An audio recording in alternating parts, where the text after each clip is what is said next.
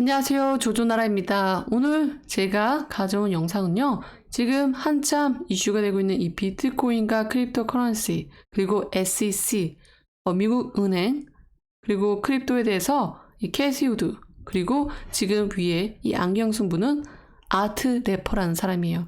대통령 자유메달, 그리고 유명한 경제학자, 저자, 그리고 캐시 우드 멘토로 굉장히 유명하고 캐시 우드랑 엄청나게 친한 경제학자입니다. 그리고 또 이 위에 보시는 이 여자분은 오피리아 스나이더라는 사람인데 크립토 거래소 21 쉐어라는 코파운더예요. 창시자이기도 하고 지금 캐시 우드가 개인적으로 이 회사에 투자한 회사. 그러니까 이 캐시 우드는 이사회로 있기도 해요. 그래서 오늘 이 세 사람이 이 크립토에 대해서 지금 현재 비트코인이 가지고 있는 장점들과 그리고 또 큰 문제점을 가져왔어요. 굉장히 흥미로워서 여러분들과 공유를 하고 싶었습니다. 우선 지금 보시는 이 아트 래퍼 같은 경우는 크립토 같은 경우는 정말 새로운 커런시이다, 화폐이다. 이 화폐가 지금 현재 미국 정부 굉장히 큰 문제점을 만들고 있죠. 지난 2년 동안 살펴보면은 저희가 알 수 있다. 인플레이션이나 혹은 금리 문제, 정말 많은 문제점들이 있는데 이런 문제점들을 위해서 이 크립토가 나타난 것이다 라고 언급을 했죠. 현 미 정부의 통화 정책에 많은 문제점, 거기에 대항하는 것이다 라고 언급을 했고요. 그리고 지금 보시는 오피리아는 크립토 같은 경우는 점점 더 글로벌로 기반이 잡혀가고 있고 그리고 또 분산화되어 있다라고 언급을 했죠. 그리고 또 아트 래퍼가 계속해서 이 영상에서 비트코인과 금을 비교했어요. 금 같은 경우는 그러니까 가치가 안정적이다라고 언급을 했죠. 지금은. 하지만 1933년도 그쯤에는 미국은 금을 사설기관에서 보유하지 못한 유일한 나라였다라고 언급을 하면서 정말 이상한 일이었다라고 말을 했죠. 어쩌면 지금 SEC가 크립토를 공격하는 것만큼 지금 1930년대 그때는 미국이 금을 사설기관에서 보유하지 못한 유일한 나라였다라고 언급을 했습니다. 우선 지금 보시는 캐시 우드 같은 경우는 비트코인 같은 경우는 수량, 규칙이 있는 가치 저장소이다 라고 언급을 했죠. 그러니까 저희가 많이 들어봤죠. 스토어 오브 밸류라고 수량 규칙이 있는 가치 저장소. 그래서 지금 캐시 우드가 또 하약이라는 경제학자 말을 언급하면서 우리는 지금 어떠한 기간이냐면 정말 가장 베스트한, 가장 좋은 통화 정책을 찾는 그러한 시기이다라고 언급을 했죠.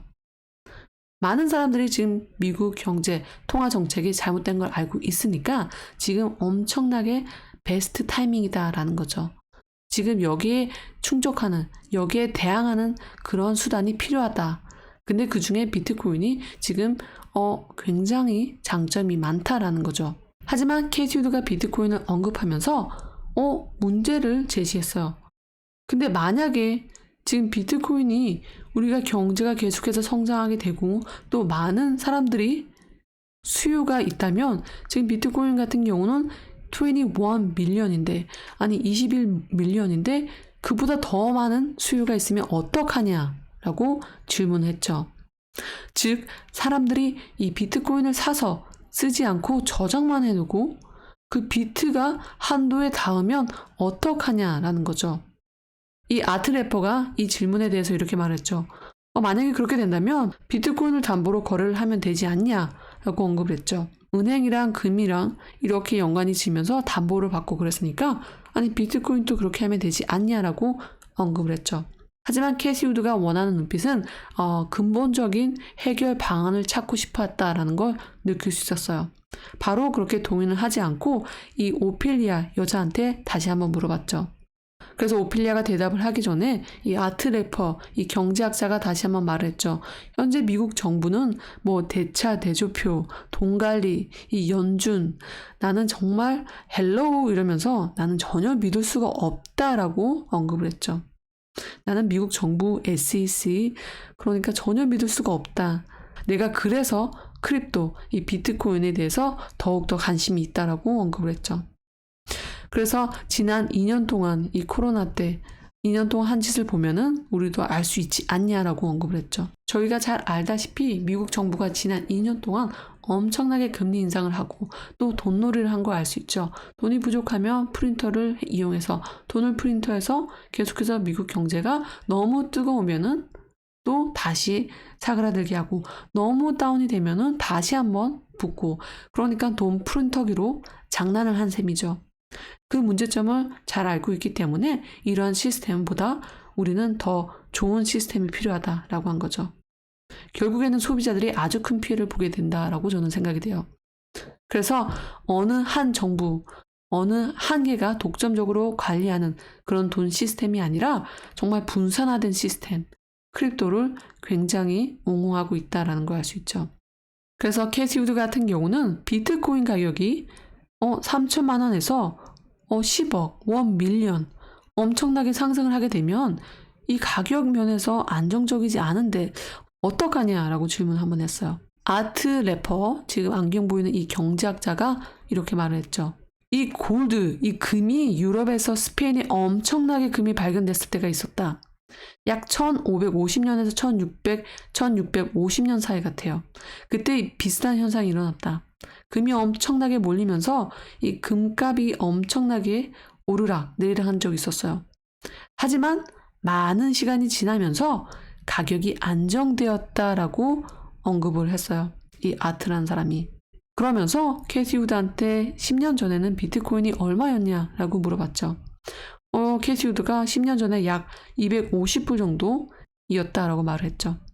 그래서 지금 아트 래퍼 같은 경우는 지금 3천만 원 좀 하지. 야, 너 정말 잘 샀네. 내가 그래서 널 믿고 있는 거야. 너는 대단한 사람이야. 너는 훌륭해. 라고 칭찬을 아끼지 않는 모습을 볼 수 있었어요.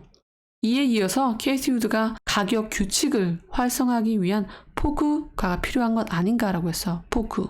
기존 규칙을 변경해서 그 안에 블록체인을 살짝 변경하는 거. 그것을 포크라고 하는데 이런 가격 안정을 위해서 조금 더 좀 뭔가 변경해야 되는 게 아닌가라고 언급을 했죠. 그래서 여기에 대해서 오피리아 이 여자가 이렇게 말했죠.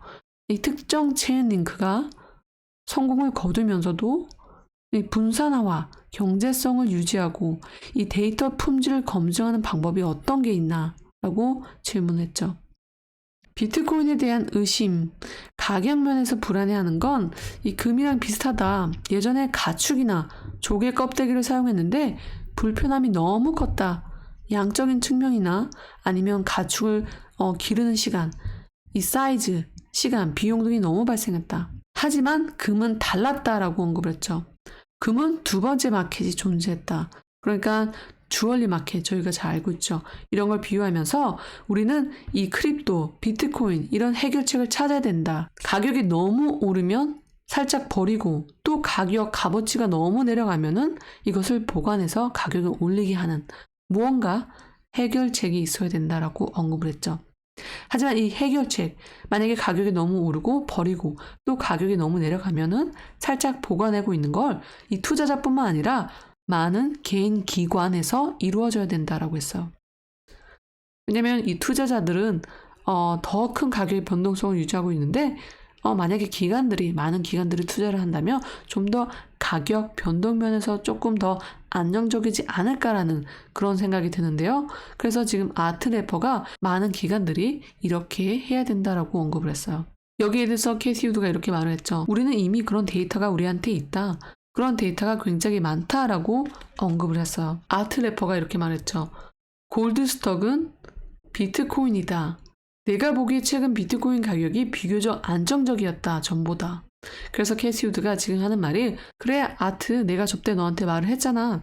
은행 사태 때 은행 엄청나게 크게 가격이 하락되었잖아. 하지만 비트코인은 안정적인 추세를 보여줬단 말이야. 그래서 이 아트 래퍼가 그래 맞아. 야 캐시 우드 너가 처음으로 ETF를 신청하지 않았냐. 이 비트코인으로 처음 ETF를 신청한 사람 너가 아니냐라고 언급을 했죠.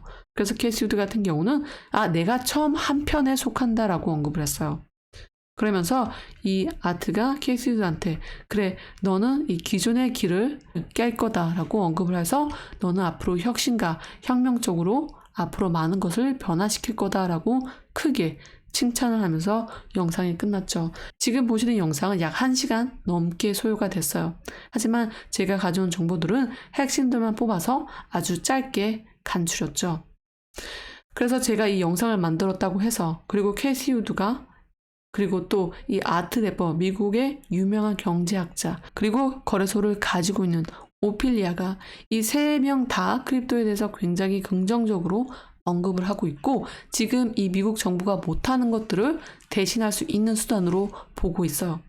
하지만 그 중에서 비트코인 같은 경우는 만약에 더 많은 수요가 오면은 우리는 어떡하냐라는 거기에 대해서 크게 문제를 삼고 해결책을 찾고 있는 것도 저희가 볼 수 있었어요. 한 가지 저희가 당부드리고 싶은 건 이 영상을 만든다라고 해서, 그리고 또 이 영상에서 비트코인에 대해서 큰 장점을 말했다라고 해서 비트코인 가격이 크게 당장 상승을 한다라기보다는 이게 오래도록 크게 나무보다는 숲을 보면서 간다라고 생각해요. 이 정부나 SEC나 굉장히 많은 장애물이 있을 거라고도 생각이 됩니다. 중요한 것은 이제 중앙 집권화된 시스템에서 분산화된 시스템으로 가고 있다라는 거. 그래서 이런 면에서는 앞으로 크립토가 더 크게 쓰이지 않을까라는 생각이 들고요. 그리고 비트코인 같은 경우는 이 한계가 있는 거, 21 밀리언보다 한계가 있는 거, 이 한계를 극복하지 못한다면 또 다른 크립토가 더 활발하게 쓰여질 가능성이 있다라고 생각이 됩니다. 아무래도 이런 부분에 있어서 제가 일론 머스크가 인터뷰한 내용을 가져올 수밖에 없는데요. 이 비트코인 같은 경우는 이 도지코인보다 볼륨량이나 거래 수수료, 그리고 또 스피드가 느리다라고 했어요. 그러니까 도지 같은 경우는 많은 볼륨을 처리할 수 있고, 그리고 굉장히 빠른 거래를 가능하게 하고, 그리고 마지막으로는 수수료가 더 싸다라고 언급을 했어요. 하지만 비트코인 같은 경우는 정말 장점인 이 금처럼 인터넷의 금이라고 불리면 인터넷에서 화폐라고 쓰이는 그러한 코인도 필요하지 않을까라는 그런 생각이 듭니다. 그리고 제가 이 영상을 가지고 온 이유는 무작정 모르고 투자하는 것보다 내가 투자하고 있는 상품에 대해서 좀 더 많은 지식을 갖고 있고, 또 상품에 대한 본질적인 가치를 알게 된다면 더욱더 이 투자한 것에 대해서 자신감을 갖게 되지 않을까라는 생각이 들어요. 그래서 오늘 영상은 이렇게 1시간짜리 영상 핵심만 간단하게 해서 여러분과 공유를 하고 싶었고요. 영상이 도움이 되셨으면 좋아요, 구독, 알람 꼭 눌러주시고요. 또 제 채널을 지원해주고 싶으신 분들은 밑에 가입 버튼 옆에 조인을 눌러주시면 감사하겠습니다. 또 현재 이 코인이나 이 주식, 경제에 대한 여러 가지 뉴스를 보실 수 있습니다. 영상이 도움이 되셨으면 좋아요 꼭 눌러주세요. 감사합니다.